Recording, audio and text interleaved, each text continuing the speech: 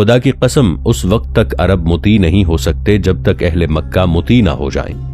تو رسول کریم صلی اللہ علیہ وآلہ وسلم نے حضرت عمر رضی اللہ عنہ کی رائے کو درست قرار دیتے ہوئے فرمایا، ابو بکر رضی اللہ عنہ تو حضرت ابراہیم علیہ السلام کی طرح ہے، وہ خدا تعالیٰ کی راہ میں نہایت نرم تھے، اور عمر رضی اللہ عنہ حضرت نوح علیہ السلام کی طرح ہے، وہ خدا تعالیٰ کی راہ میں پتھر سے بھی زیادہ سخت تھے، اور جس رائے پر عمل ہونا چاہیے وہ رائے عمر رضی اللہ عنہ ہی کی ہے، اور وہ یہ ہے کہ مکہ میں بتوں کا وجود نیست و نابود کر دینا چاہیے۔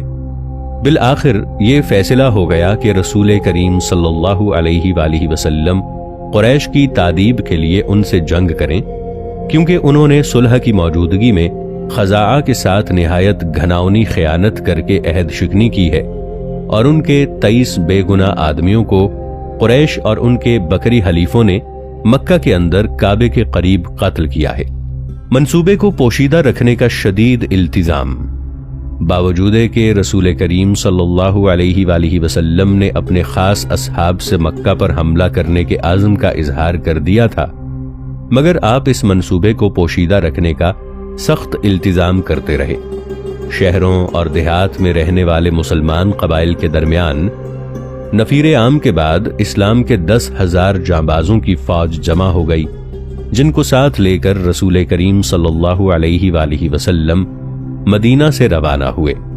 فوج کے عام لوگوں کو بھی یہ علم نہ تھا کہ وہ کہاں جا رہے ہیں اور کس پر حملہ کرنے والے ہیں، مگر جب وہ مرز زہران پہنچے تو وہاں پر انہیں پتا چلا کہ بتوں کے وجود کو ہمیشہ کے لیے ختم کرنے کے واسطے وہ مکہ مکرمہ جا رہے ہیں۔ رسول کریم صلی اللہ علیہ وآلہ وسلم کا اشتباہ پیدا کرنے کے لیے سریہ کو روانہ کرنا، دشمن پر اپنے منصوبے کے اخفاء کو زیادہ مضبوط بنانے کے لیے رسول کریم صلی اللہ علیہ وآلہ وسلم نے ہجرت کے 8ویں سال پہلی رمضان کو، یہ وہی مہینہ ہے جس میں فتح مکہ کی تکمیل ہوئی تھی، ایک فوجی سریہ نجد کی طرف بھیجا جو مدینہ سے مشرق میں واقع ہے، اور سریہ کو حکم دیا کہ وہ بطن عدم تک جائے۔ یہ اشجع کی وادی ہے جو قبیلہ غطفان میں سے ہے، یہاں پر پانی ہے جس میں چلنے والا یمامہ سے مکہ تک اس میں چلا آتا ہے۔ اس فوجی دستے کو اعلانیہ صورت میں مشرق کی طرف بھیجنے کا مقصد سب لوگوں کو اس وہم میں ڈالنا تھا کہ جو فوج مدینہ سے چلی ہے اس کا مقصود منطقہ نجد ہے، نہ کہ مکہ مکرمہ جو مدینہ سے جنوب میں واقع ہے۔ مورخین کہتے ہیں کہ جب رسول کریم صلی اللہ علیہ وآلہ وسلم نے اہل مکہ سے جنگ کرنے کی ٹھان لی تو آپ صلی اللہ علیہ وآلہ وسلم نے ابو قتادہ بن ربیع کو ایک سریہ کا سردار بنا کر بطن عدم کی طرف بھیجا، جو ذی خشب اور ذی المروہ کے درمیان واقع ہے، اور اس کے اور مدینہ کے درمیان 36 میل کا فاصلہ ہے، تاکہ آدمی یہ خیال کرے کہ رسول کریم صلی اللہ علیہ وآلہ وسلم اس طرف جانے کا ارادہ رکھتے ہیں اور اس کی خبریں بھی پھیل جائیں۔ پس سریہ اعلانیہ طور پر طے شدہ پروگرام کے مطابق چلا گیا اور اس وقت واپس آیا جب رسول کریم صلی اللہ علیہ وآلہ وسلم اپنی عظیم فوج کے ساتھ مدینہ سے مکہ کی طرف روانہ ہو چکے تھے۔ یہ سریہ آپ کو راستے میں اس جگہ پر ملا جسے السقیہ کہا جاتا ہے۔ مشتبہ افراد اور راستوں کی نگرانی اور مکہ کی طرف سفر کی رکاوٹ۔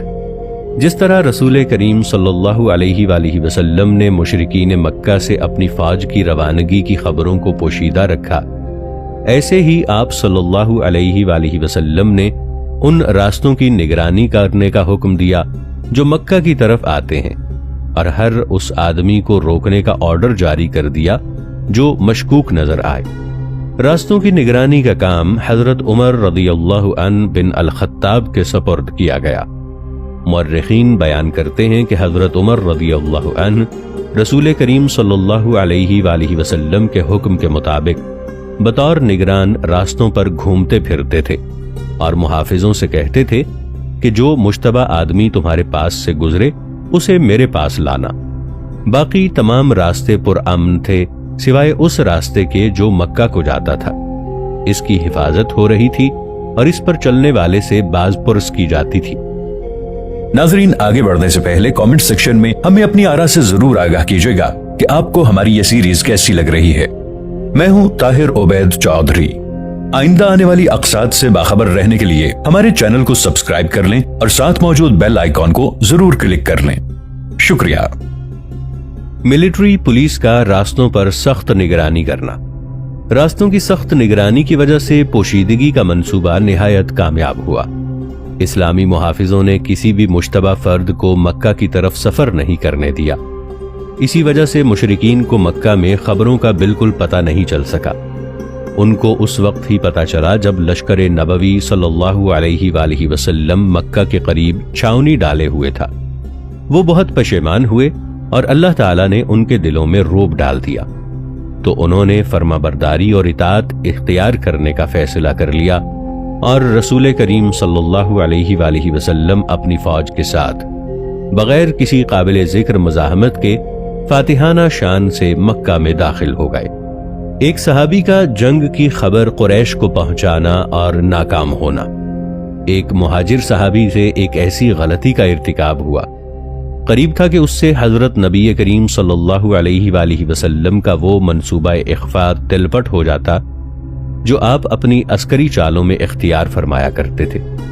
इस सहाबी हातिब बिन अबी बल्ताआ ने खुफिया तरीक से कुरैश को ये खबर देनी चाहिए कि रसूल करीम सल्लल्लाहु अलैहि वसल्लम उनसे जंग का अज़्म किए हुए हैं। ये सहाबी बदरी सहाबा और साबिक़ुनुल अव्वलून और उन मशहूर जंगजुओं में से थे जो जंगे उहद के रोज रसूल करीम सल्लल्लाहु अलैहि वसल्लम के पहलू में साबित कदम रहे थे।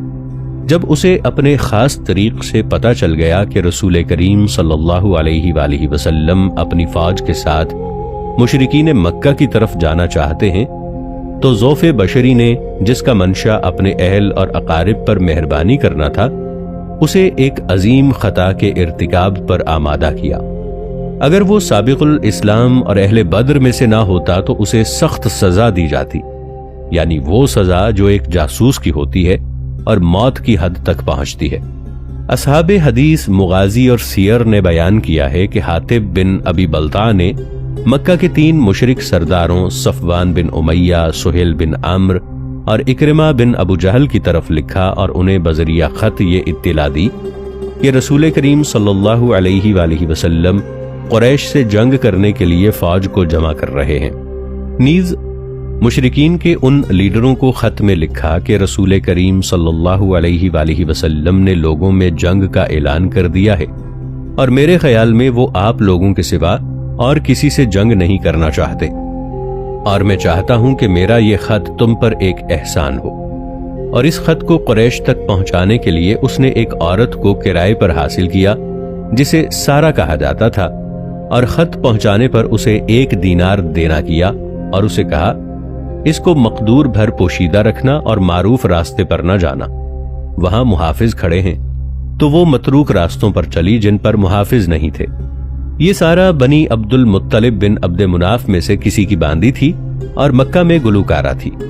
सीरतुल हलविया में है कि ये रसूल करीम सल्लल्लाहु अलैहि वसल्लम के पास मदीना में आई और इस्लाम कबूल कर लिया और आपसे गल्ला तलब किया और जरूरत की शिकायत की।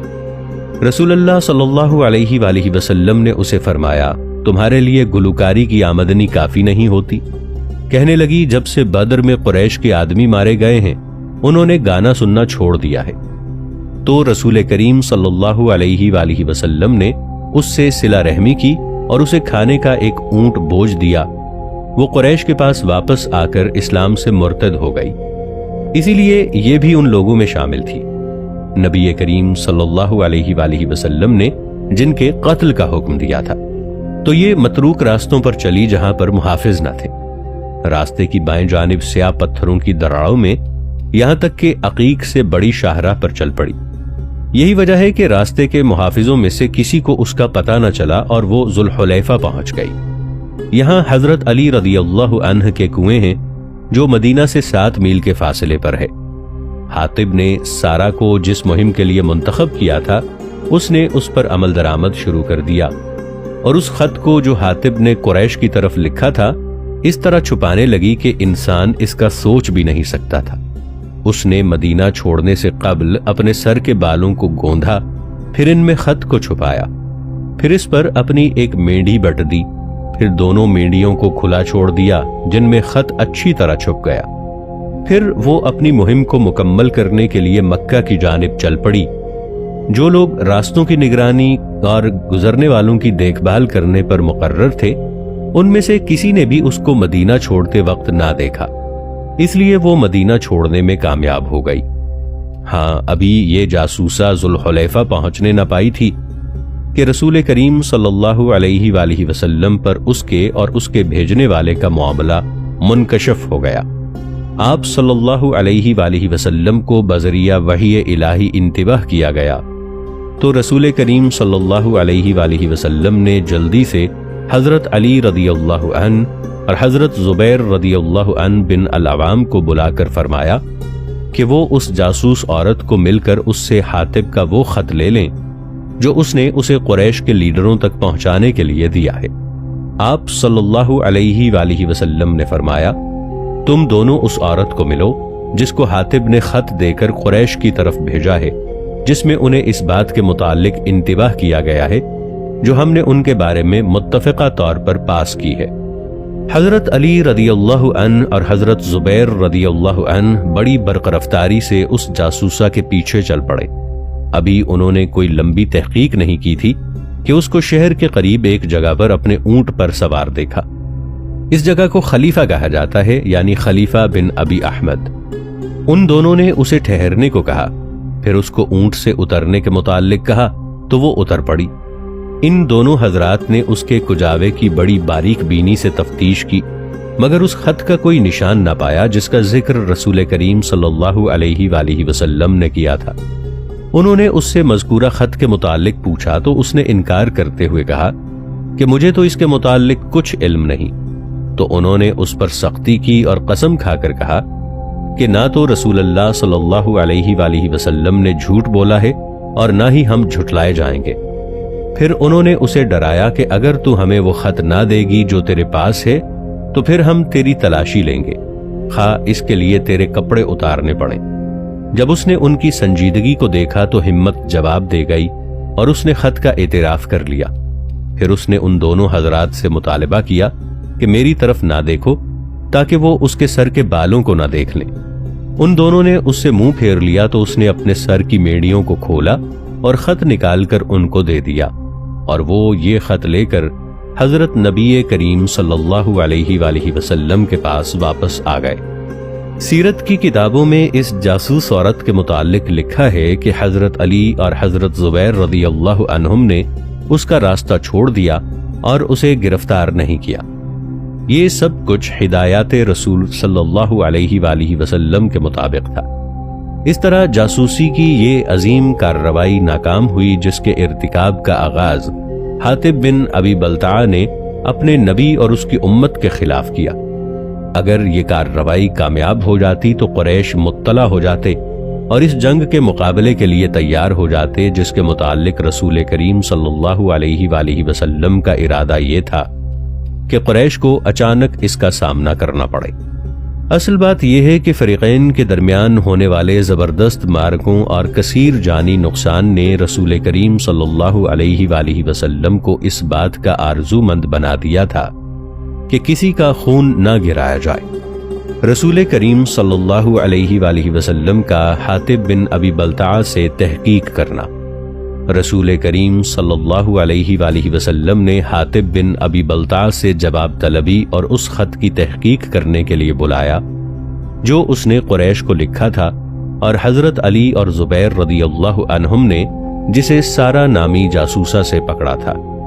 جب حاطب رسول کریم صلی اللہ علیہ وآلہ وسلم کے سامنے کھڑا ہوا تو آپ نے حاطب کا وہ خط نکال کر اس سے پوچھا، کیا آپ اس خط کو پہچانتے ہیں؟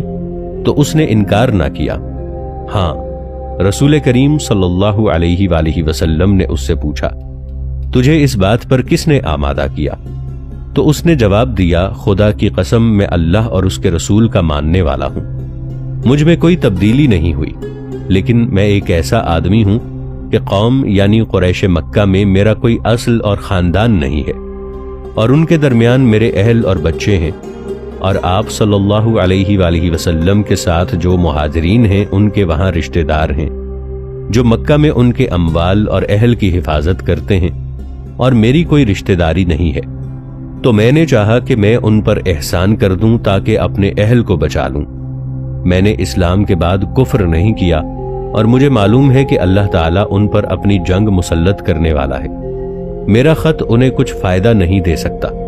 حضرت نبی کریم صلی اللہ علیہ وآلہ وسلم کا اس معاملے کو ختم کرنے کا حکم دینا اور حاطب کو معاف کرنا۔ حضرت عمر رضی اللہ عنہ بھی بوقت تحقیق حاضر تھے۔ انہیں حاطب پر غصہ آ گیا اور رسول کریم صلی اللہ علیہ وآلہ وسلم سے یہ کہہ کر اس کو مارنے کا مطالبہ کیا کہ یا رسول اللہ صلی اللہ علیہ وآلہ وسلم، مجھے چھوڑیے، میں ان کی گردن مار دوں کیونکہ اس نے منافقت کی ہے۔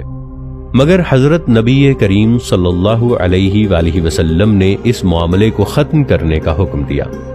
نبی کریم صلی اللہ علیہ وآلہ وسلم نے حضرت عمر رضی اللہ عنہ کی تجویز سے اتفاق نہ کیا بلکہ حاطب سے عفو درگزر کیا، کیونکہ اسلام کی طرف سبقت کرنے والے اور اس کا دفاع کرنے میں اس نے عظیم کارنامے سر انجام دیے تھے۔ اس لیے رسول کریم صلی اللہ علیہ وآلہ وسلم نے اس معاملے کو ختم کرنے کا حکم دیا، اور رسول کریم صلی اللہ علیہ وآلہ وسلم نے حاطب کو معاف فرما کر تحقیق کو انتہا تک پہنچاتے ہوئے فرمایا، اس نے تم سے سچ کہا ہے، اس کے متعلق اچھی باتیں کرو۔ پھر رسول کریم صلی اللہ علیہ وآلہ وسلم نے روئے سخن حضرت عمر رضی اللہ عنہ کی طرف کیا اور حاطب کی معافی کی تاکید کی، کیونکہ وہ رسول کریم صلی اللہ علیہ وآلہ وسلم کے ساتھ بدر میں حاضر تھا۔